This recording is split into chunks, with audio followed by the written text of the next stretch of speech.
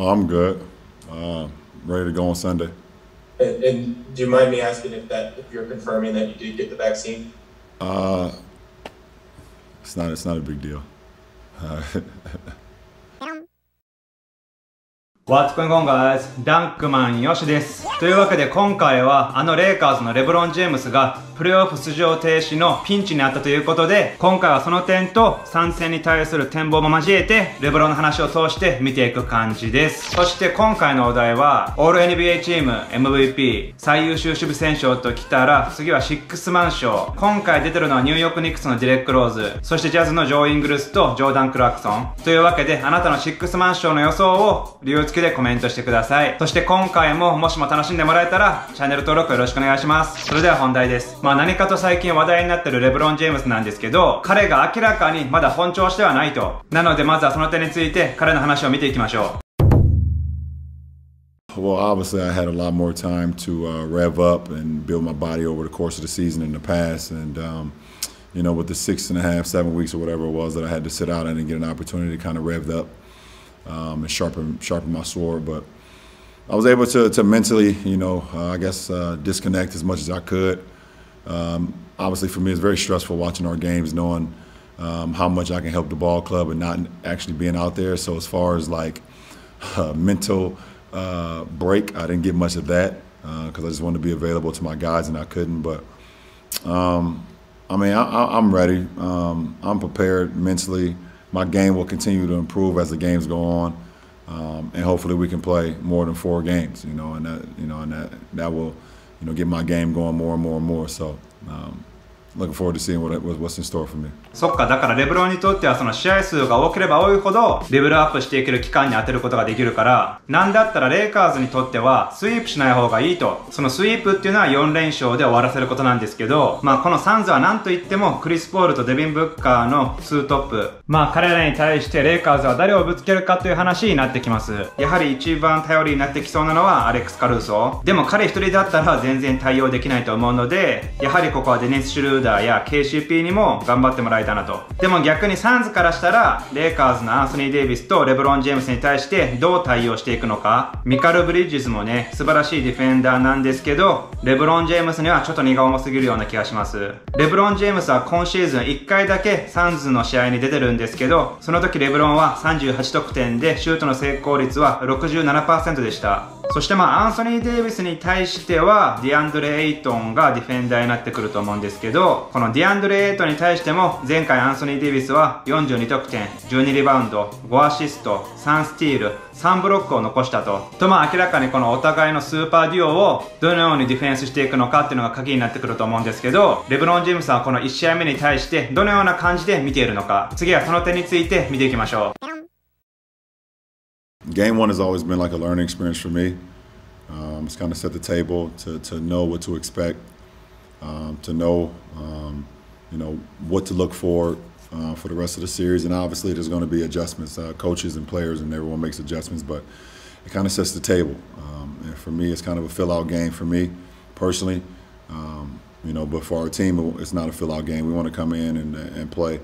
you know, how we did in the second half of this last game against the Warriors. We don't want to have a fill-out game, but for me, it's kind of it's a mental thing for me of how I'm breaking down the team, breaking down the personnel, you know, and then getting on the floor in that game 1 and how I can be better in game 2. これは前もちらっと言っていたんですけど、1試合目は何だったら調整期間として相手をよく分析していく期間に当てていくと。それにしてもサンズはこんなレブロン・ジェームス擁するレイカーズとファーストラウンドから当たるなんて、今回のこのプレーオフの組み合わせの中でもなかなか運が悪い方だと思います。っていうのは確かにサンズはレギュラーシーズンウエスト2位だったんですけど、レイカーズは明らかにその怪我人とか色々あって7位の実力では全然ないから、現にクリッパーズやナゲッツもレギュラーシーズンの終盤レイカーズと当たりたくないからわざと負けたって言われていたんですけど、サンズとしては外れくじを引いてしまったと。レイカーズとしても最近のレブロン・ジェームスとアンソニー・デイビスを見てたら、この2人がね調子が悪いことも全然予想できると思うので、もしもこの2人が調子悪い場合、レイカーズは誰がキープレイヤーになってくるのか。自分はデニス・シュルーダーだと思ってて、カイル・クズマとかもワンチャンあると思うんですけど、彼は波があるからデニス・シュルーダーがやはりそのプレーメイキングができて、外も打ててスピードもあってパスもうまい、そしてディフェンスも結構やってくれるので、彼彼も結構重要な役割になってくるんじゃないかと思います。というわけで次はレブロン・ジェームスが話すこのサンズの印象を見ていきましょう。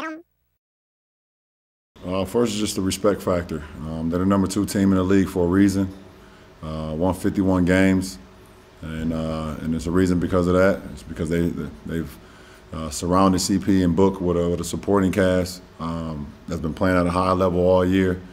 You know, and they got a great big three, and CP, Book, and Aiden, and the rest of those guys they're starring their role, and we got to be able to understand that and match that. So we're looking forward to the challenge. Yeah, I mean they're not good, they're great. They're the number 1 mid-range team in the league, and it's because CP and Book are the number 1 and 2 mid-range players in our league. So you know we understand that, and you know, the playoffs is all about, you know, chess moves, and it's going to be a chess match back and forth, and you know, we see who makes the best moves. プレーオフはチェスのようなものだと、まさに名言なんですけど、やはりサンズの印象としてはこのクリス・ポールとデビン・ブッカーのミドルシュート、確かに彼らはスリーポイントよりもミドルがかなり上手いし、好き好んで打ってる印象があります。そしてレイカーズの布陣としては、前回のウォリアーズ戦でも結構アンソニー・デイビスをセンターに置いて攻めている場面が目立っていましたが、やはり今回はこのディアンドレ・エイトンっていう絶対的なセンターがいるので、ずーっとアンソニー・デイビスをこのセンターで行くっていうのもなかなか難しいかと思います。だからこのポイントとしては、どのタイミングでこのアンドレ・ドラモンドやモンテレス・ハレル、あるいはマーカソルを使っていくのか。でもなんだかんだ言って一番怖いのはクリス・ポールだと思うんですけど、次はこのレブロン・ジェームスのクリス・ポールに対する印象を見ていきましょう。Well, it's going to be comparable to playing against Rondo in the series, playing against Draymond in the series. You know, you have those out of this world IQ type guys and fierce competitors, you know, at the same time. So it's the same thing. You know, every time I face Rondo, you know, in the past, I knew I had to be not only my A game as far as my game, but also my mind as well. And it's the same with Draymond. Every time you go against those Warriors teams. So, you know, I've had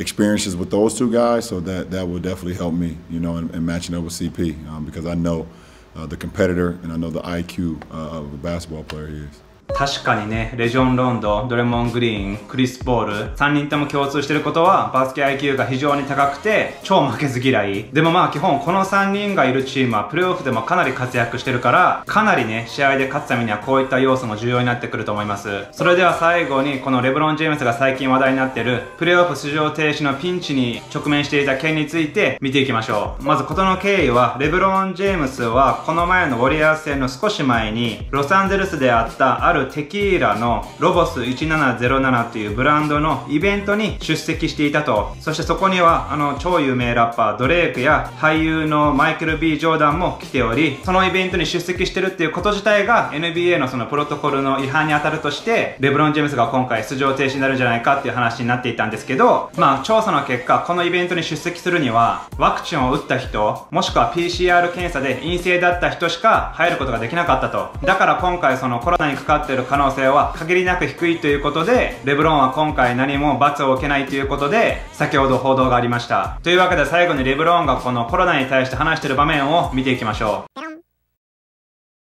う。Anything that I do off the floor is, you know, predicated to my family. You know, for the majority, I mean, for 99.9% of that. So, you know, it's about the health and safety of my family, and that's what it came down to. Me being available to my teammates on the floor is me taking care of my body. You know,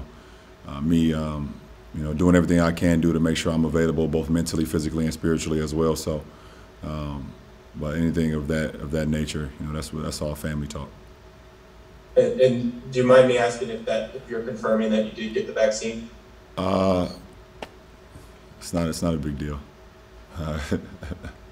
少し前のインタビューでも同じようなこと聞かれてごまかす場面があったんですけど、まあ今回もこうやってはっきり言ってないところを見ると、彼はワクチンを打ってないと。だけど別にこれに関しても彼も一人の人間として権利があるから別に自分は問題はないかと思います。まあ最近このアメリカのプロスポーツ界でもチームの何%以上ワクチンを打ったらこういった得点がもらえるみたいな、そういった風潮になってるから、本当に打ちたくないって思ってる選手にとってはとても自分はかわいそうだと思ってるんですけど、これに関して日本のプロアアスリート、例えばプロ野球とかどんな感じになってるのか自分全然知らないんですけど、知ってる人いたらコメント欄で教えてほしいです。はい、というわけで今回は以上なんですけど、皆さんは今回のこの動画についてどう思いましたか？あなたの感想をコメント欄で教えてください。そしていいなと思ったら高評価もお願いします。はい、という感じで今回以上です。ご視聴ありがとうございました。